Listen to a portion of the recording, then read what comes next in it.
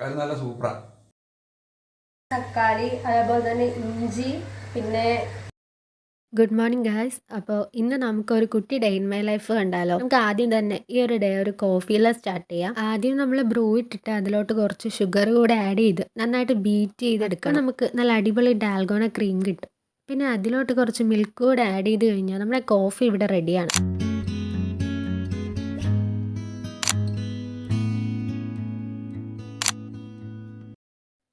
ഞാൻ to do list എഴുതിക്കൊണ്ടിരിക്കുകയാണ് കേട്ടോ. എനിക്ക് റീസെൻ്റ്ലി വന്നൊരു ശീലമാണിത്. ഞാൻ വളരെയധികം ലേസി ആയിട്ടുള്ള ഒരു പേഴ്സൺ ആണ്. അപ്പോൾ ഈ ലേസിനെസ് എങ്ങനെ മാറ്റാമെന്ന് ഇങ്ങനെ ആലോചിച്ചപ്പോഴാണ് ടു ഡു ലിസ്റ്റ് എഴുതിയിട്ട് അത് ഫുൾഫിൽ ചെയ്യുമ്പോൾ നമുക്ക് കിട്ടുന്നൊരു സാറ്റിസ്ഫാക്ഷൻ ഉണ്ടല്ലോ. ഈ ഒരു സാറ്റിസ്ഫാക്ഷൻ നമ്മുടെ ലേസിനെസ് മാറ്റാനായിട്ട് നമ്മളെ കുറച്ച് ഹെൽപ്പ് ചെയ്യും. ഇപ്പോൾ നിങ്ങൾ വിചാരിക്കും ഞാൻ ഭയങ്കര ഒരു സംഭവമാണെന്ന്. സത്യത്തിൽ ഈ ടു ഡു ലിസ്റ്റ് എഴുതുമെങ്കിലും അതിലെ മൊത്തം കാര്യങ്ങളൊന്നും ഫുൾഫിൽ ചെയ്യാനായിട്ട് എന്നെക്കൊണ്ട് പറ്റാറില്ല. പക്ഷേ മാക്സിമം ഞാൻ എൻ്റെ ഭാഗത്ത് നിന്ന് അത് ചെയ്യാനായിട്ട് നോക്കും കേട്ടോ. നിങ്ങൾ ഇപ്പോഴും ഇത് ചെയ്യാതിരിക്കുകയാണെങ്കിൽ ഉറപ്പായിട്ടൊന്ന് ട്രൈ ചെയ്ത് നോക്കുക. എന്നെപ്പോലെ വീട്ടിലിങ്ങനെ വെറുതെ ഇരിക്കുന്ന ആൾക്കാർക്ക് ഇത് വളരെയധികം യൂസ്ഫുള്ളാണ്. നമ്മളിതാ ഇപ്പോൾ പ്രോൺസ് ഫ്രൈ വെക്കാൻ പോവാണ്. ഞാൻ ഇതുവരെ യൂട്യൂബ് നോക്കാതെ ഒരു കറിയും വെച്ചിട്ടില്ല. കാരണം എനിക്ക് ഒന്നിൻ്റെ റെസിപ്പി അറിയില്ല. ഇത് ഞാൻ സ്വന്തമായിട്ട് എനിക്ക് തോന്നുന്ന മസാലാസ് ഇട്ടാണ് ഞാനിത് വെക്കുന്നത്. ആദ്യം തന്നെ നമ്മൾ ഇതിലോട്ട് മഞ്ഞൾപ്പൊടിയും അതേപോലെ മസാലപ്പൊടി, മുളക് പൊടി, പിന്നെ കുറച്ച് സ്ക്വീസ് ഓഫ് ലെമൺ ഇത്രയും ആഡ് ചെയ്ത് കൊടുത്ത് അത് മാരിനേറ്റ് ചെയ്യാൻ വെക്കണം. ഇനിയിപ്പോൾ നമ്മൾ ഈ ചെമ്മീൻ ഓരോന്നോരോന്നായിട്ട് വേണം ആഡ് ചെയ്ത് കൊടുക്കാനായിട്ട്. എങ്കിലേ അത് കറക്റ്റായിട്ട് ഫ്രൈ ചെയ്ത് വരത്തുള്ളൂ. എനിക്കാണ് എണ്ണ കയ്യിൽ വീഴുന്നോർത്ത് പേടിയായതുകൊണ്ട് ഞാൻ സ്റ്റൗ ഓഫ് ചെയ്ത് ചെമ്മീൻ ഫുള്ള് ഞാൻ ഇട്ടതിന് ശേഷമാണ് സ്റ്റൗ ഓണാക്കിയത്. അങ്ങനെയും നമുക്ക് ചെയ്യാം. ഇനിയിപ്പോൾ ഇത് ജസ്റ്റ് ഒന്ന് ഫ്രൈ ആകുന്ന വരെ നമുക്ക് വെയിറ്റ് ചെയ്യാം.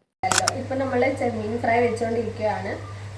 എനിക്ക് ഈ കുക്ക് ചെയ്തുകൊണ്ട് വീഡിയോ എടുക്കാൻ പറ്റുമെന്ന് എനിക്ക് അറിയില്ല. അത് കണ്ട അവിടെ സവോള, തക്കാളി, അതേപോലെ തന്നെ ഇഞ്ചി, പിന്നെ കറിവേപ്പില നമ്മുടെ വീട്ടിൽ തന്നെ ഉണ്ടാകുന്നതാണ് കേട്ടോ.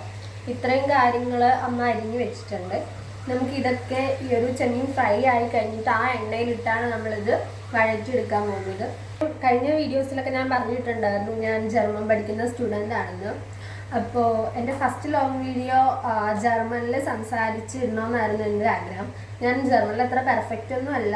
പക്ഷേ ഞാനിപ്പോൾ അത് ജർമ്മനിൽ സംസാരിക്കുമ്പോൾ എന്തെങ്കിലും മിസ്റ്റേക്സ് ഉണ്ടെങ്കിൽ നിങ്ങൾക്കത് കറക്റ്റ് ചെയ്ത് തരാൻ പറ്റും. അത് എൻ്റെ ജർമ്മൻ ലാംഗ്വേജ് ഇമ്പ്രൂവ് ആക്കാനായിട്ട് എന്നെ ഹെൽപ്പ് ചെയ്യുമെന്ന് എനിക്ക് തോന്നി.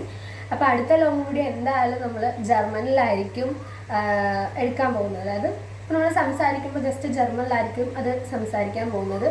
അതിൻ്റെ ട്രാൻസ്ലേഷൻ ഞാൻ ഇംഗ്ലീഷിൽ കൊടുക്കും. കാരണം എൻ്റെ എല്ലാ സബ്സ്ക്രൈബേഴ്സിനും ജർമ്മൻ അറിയണമെന്നില്ല.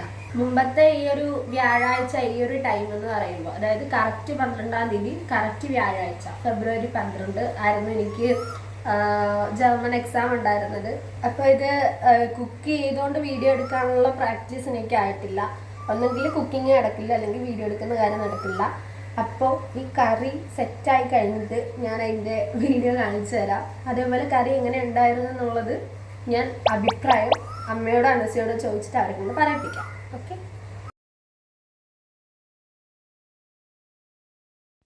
അച്ഛാ കറി എങ്ങനെയുണ്ട്?